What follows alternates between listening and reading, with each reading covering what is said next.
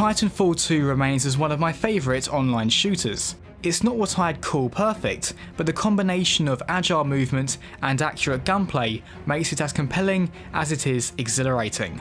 Unlike its predecessor, Titanfall 2 has its own single player campaign, and you know what, it's actually very good. It starts off pretty basic with the expected bonus of having a Titan to work with, but as the game progresses it starts to introduce some genuinely brilliant gameplay elements. I found the overall narrative to be fairly forgettable, but I really enjoyed the back and forth between you and your Titan. He's surprisingly funny for a metal killing machine. On the whole though, I do think of Titanfall 2 as an online game, and that is where I spent most of my time.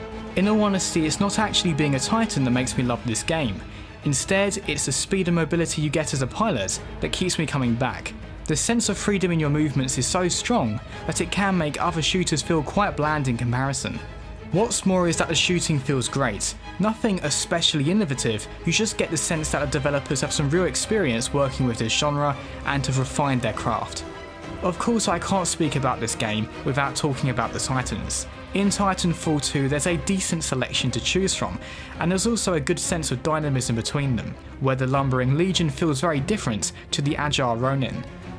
Like any shooter, you've got the typical assortment of game modes, but what I'd like to touch on here is this game's take on team deathmatch. As well as having to take out the other players, there are also enemy AI scattered across the map that contribute to your overall score when you take them out. What this means is that the game can make use of larger maps without the all too familiar scenario of having to run around the map looking for the enemy team only to be shot in the back after a minute of searching.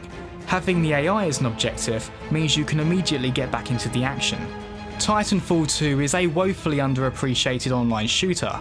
If you're even a remote fan of the genre, it's definitely worth your time, especially as new content is still being added to the game for free.